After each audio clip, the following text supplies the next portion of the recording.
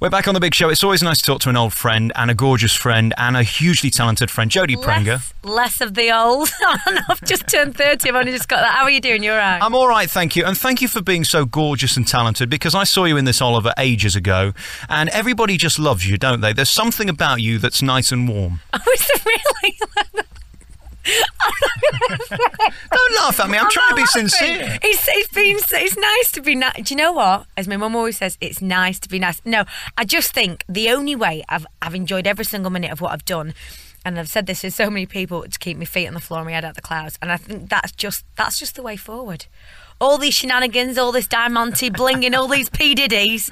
Strip that Diamante off, put your top on from Primark and get yourself sorted. I was looking at you on the internet on some mucky websites and seeing those old pictures of you. When you look at yourself now, is it even the same person?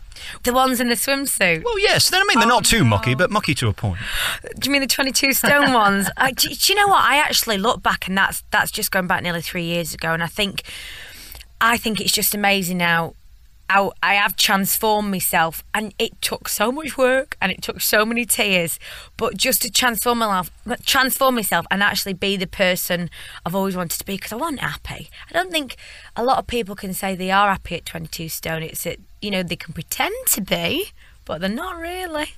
There's something in your quiet moments, isn't there, that says to you, this is just too big. I mean, there are some people with medical reasons that obviously can't do anything about it. But if you know that you're eating too many Big Macs, it's time to do something about it. What was the moment then when you decided, I'm just too big? It's when I started actually shouting out loud, I love the cake. It was when those elasticated dresses just didn't elasticate anymore. And I was so miserable. I'd literally wake up and everything in my wardrobe was like I was going to a funeral, because everything was black, and, for the slimming figure. So I just realised I had to do something about it, and I watched the American version of The Biggest Loser, saw that, and I thought, oh my God, that's what I want. There's me and my mum sat there crying with a packet of obnobs, and I applied for it and I got through. And the most daunting part of the audition process. Now, you think getting into it like that Nancy dress is daunting. In the audition process for The Biggest Loser, you had to stand there in front of people you didn't know in a swimming costume and turn around as they filmed you.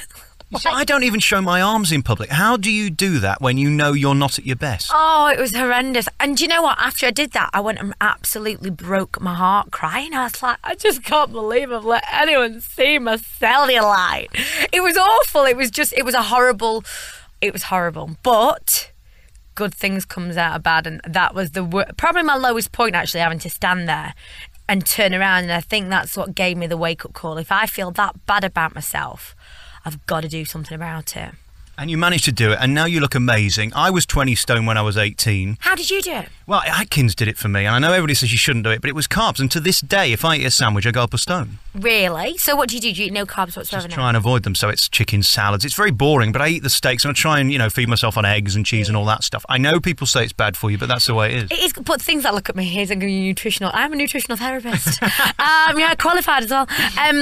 Things like, if you've got things like sweet potato, you do need your element of carb in your diet. So you're looking fabulous. There's nothing to you. But let me tell you, this is the point I was coming to. When you lose a lot of weight, especially quite quickly, things tend to dangle and droop. Jodie Prenger, what are you like without those clothes on? Boys always have dangly and droopy bits, don't they? That's what that is. That's what it is. Thank you. You do have to be careful, though, because you see these horror stories on those living programmes where they have these makeovers and they take the clothes off and it's dangling like stalactites. Do you know what? Really, it's a radio thing I'm trying to show you here.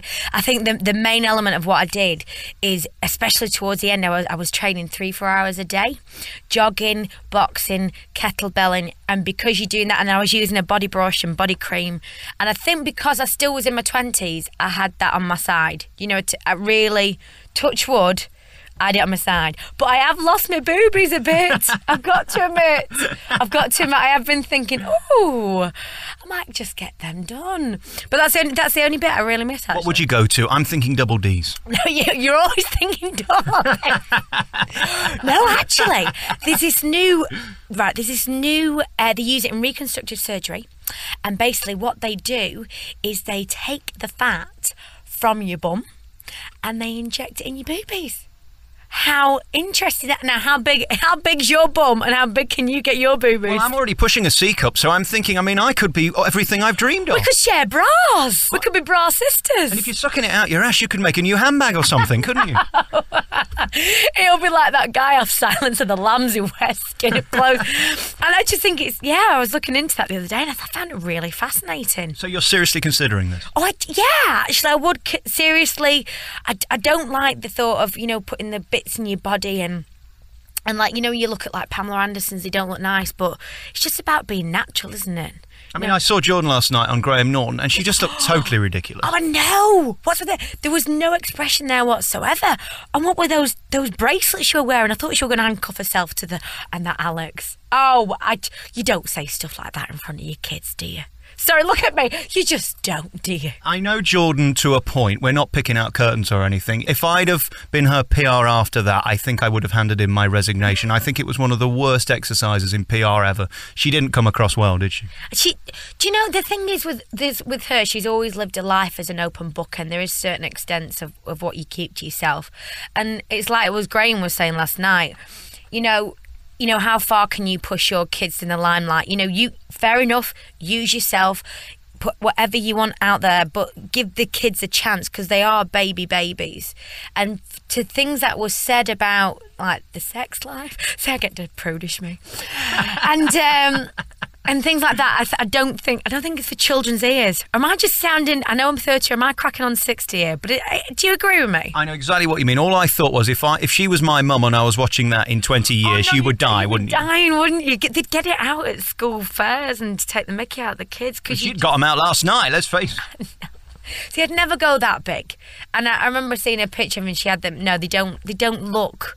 They don't look nice, do they? But I mean, you are known for your cleavage. That's why I love you. I mean, you in your frock in Oliver. I mean, you were fabulous. So it's all going away. I mean, are you stopped dieting now? Are you where you want to be? No, I've just remembered. I totally forgot I'm running a half marathon on Sunday. I forgot about that. And running a 10K the week after. So no, I've really started to enjoy exercise far more. And I've got. Please stop though. You look just right. You look gorgeous. I enjoy it though. I really, really enjoy it, and it makes you feel better about yourself, and you realise it. And actually, this is true. I found it's improved my voice. I don't know whether it's a strength in my stomach or I just don't know what's going on there, but I think it has. But that's interesting because you don't see many thin lady opera singers, do you? That's very true.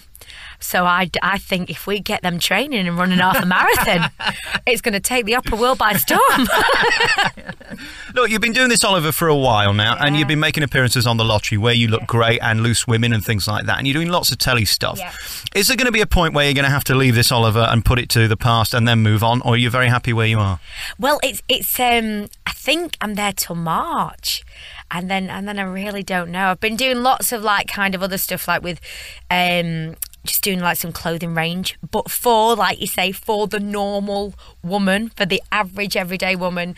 I've even been doing hats, jewellery, and I've been doing reviews on hotels. What type of? What I've done is I've done the top 5 places to stay in London. Do you want me to give you them? Do you want to know? Okay, 5 is a place called the Rough Lux, which is half luxurious and half not. Now, to me, it's like an half-done house because you've got a lovely bed with walls that haven't got any painting on. I know. Great for the arty type, but the downside of that was definitely it had a black and white TV with no remote control. Stayed on the same channel all night, never got up to switch it, you don't.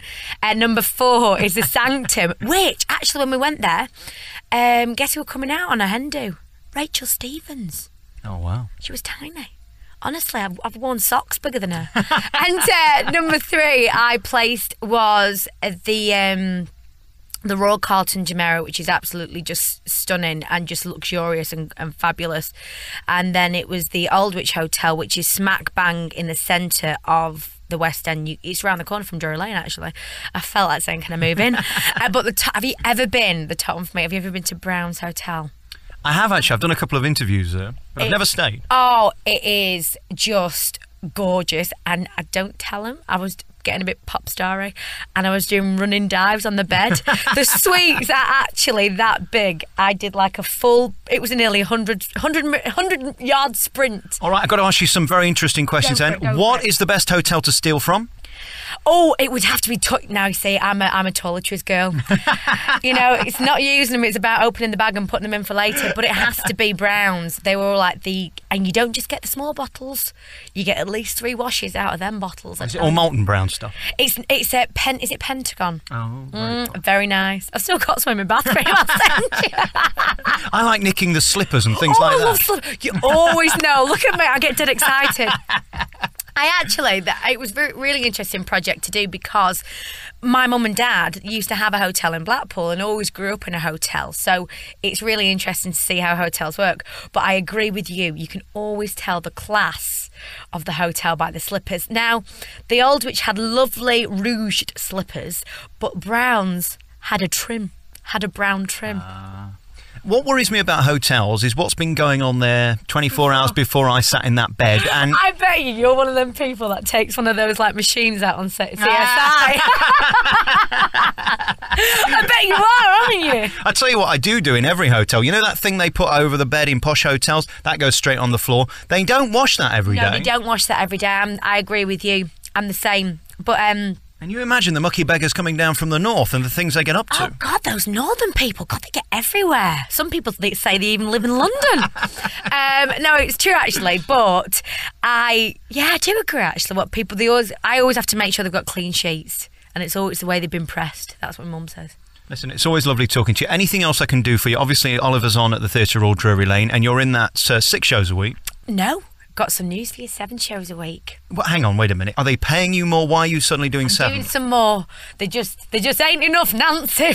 No, I've just only recently, the past 2 weeks, started on 7 shows a week. And when Cameron asked me to do it, I was really, really honoured to say, for them to have that faith in me, because with the problems that happened with Connie and her only doing originally, actually, going back, I was only scheduled to do 4 shows, but to do 6 shows, brilliant, and then to go up to do 7 shows, amazing. And the new Fagin, we start rehearsing with him on the 7th of November, is Griff Rhys-Jones. How's that Omid Jalili been doing? Oh, he's lovely. He's such a good crack as well.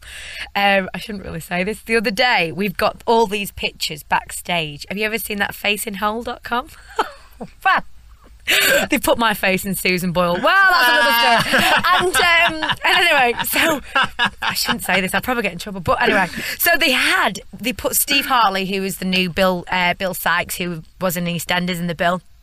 And he put his head in David Hasselhoff's. Well, we're all on stage looking in and looking across, and on the back of Fagin's jacket, on his jacket, is this picture of Steve Hartley as David Hasselhoff. Well, everyone's kind of going, right, how do we get this off in this scene? And it just stuck there.